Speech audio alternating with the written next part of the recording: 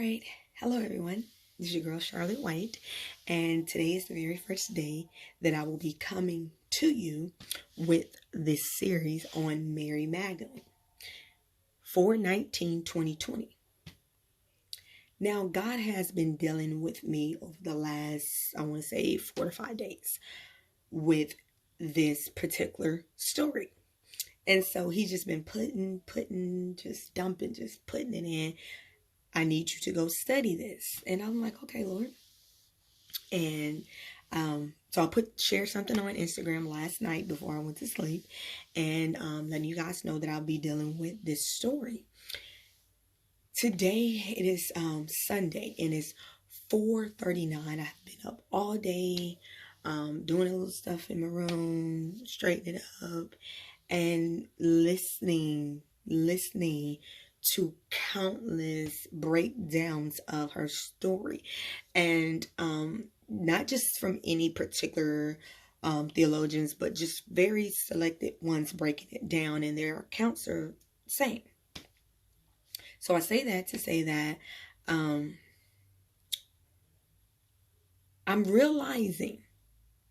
understanding what it means to embody Jesus. It's one thing to say you love, say you believe, or say you have faith, but to embody something is to put that inside of you, everything, and then you don't question anything from that point, right? There is no, oh, I have faith today, but tomorrow I'm not, right? So what I'm finding out with Mary Magdalene is that she embodied Christ inside of her.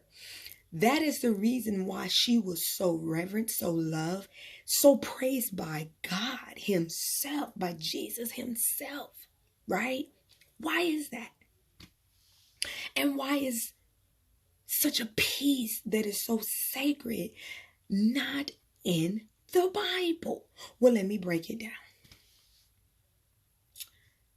When you have people, men, that wrote their pieces in the Bible, we have to understand first that they were human.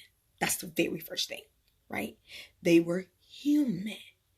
Now, these men that wrote certain pieces in, we got John and Luke, wrote certain pieces in, attempted to speak on her, but did not completely give you the whole piece. The whole piece wasn't in there. And so I'm one of those people that's like, I go all in or nothing. So it's like, because if you don't do that, then you leave people to speculation, or no, the whole piece wasn't there. But why wasn't the whole piece there? Well, we can clearly see in the Bible that a lot of the disciples were actually jealous of her. Why is that? Why were they jealous of this woman? Well, in my studies, I'm finding out that they were jealous of this woman because Jesus loved her so much. But why? She took on the characteristics, she took on and embodied him inside of her soul. She did not question. She just loved him from a place that he just wants us to love him from. She was reverenced by him and loved so dearly. And they were jealous of that. They were jealous. I said they were human. They were jealous, right? Because they thought that they were the beloved one. She was the beloved, right? But at the end of the day, he still loved them the same.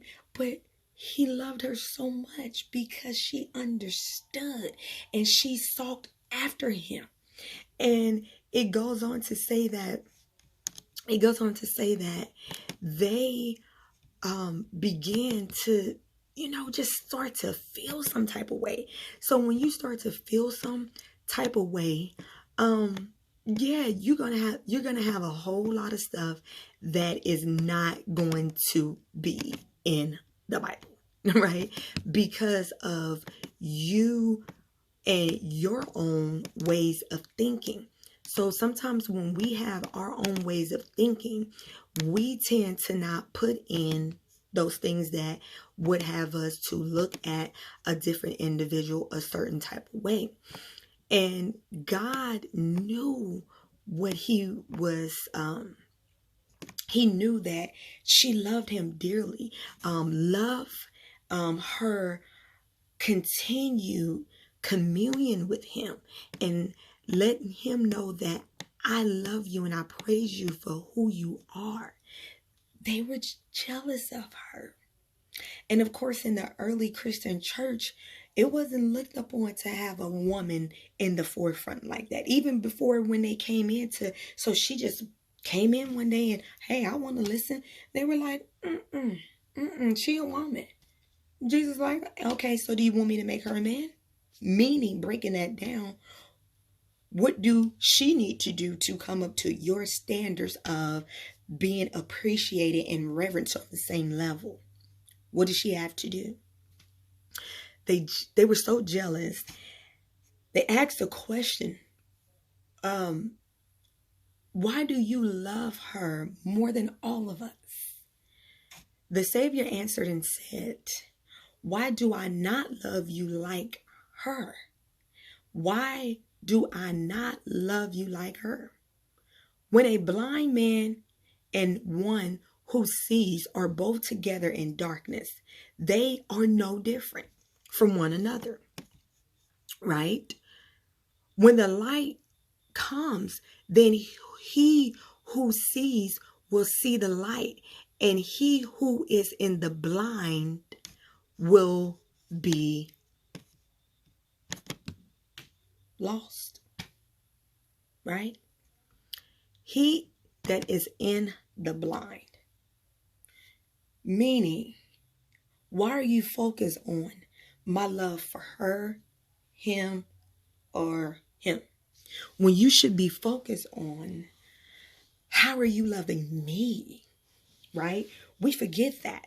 And it goes back to relationship with people. Everybody has a different relationship with someone. I don't have the same relationship I do with my friends as I would have with my husband or my significant other or my mom or my whoever, right?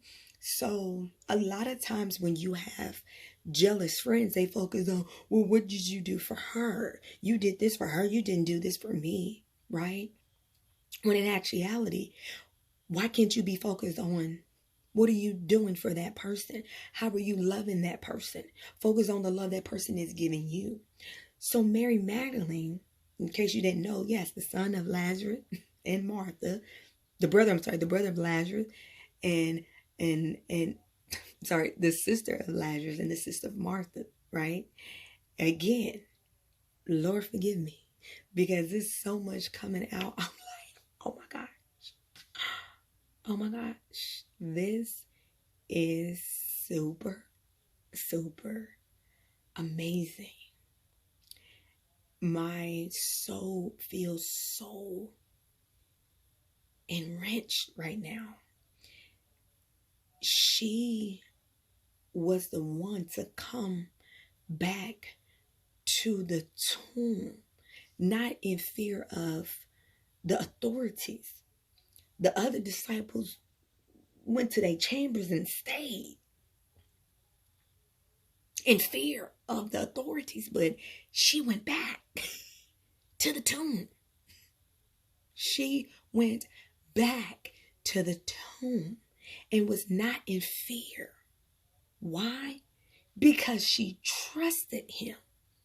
We show and see different accounts in the Bible how the disciples walked with him and talked with him and seen the Lord perform miracles after miracles after miracles after miracles. And they said, still, Lord, well, if you're the Son of the living King, perform this other act. Next time we're going to get it. And you wonder why God revealed so much to her, right? It's not who you say you are. It's what is inside of you, right? It's not, oh, well, we the men and we the disciples and well, hold on. Well, why It's Jesus telling her things that he ain't telling us. Maybe because she would believe. That's why. So a lot of times people may have a different relationship with someone else because they will get it and comprehend it, right? They would get it and comprehend it and let it soak in and nourish out, right? So that's the reason why he reveals so much to this woman, because she got it.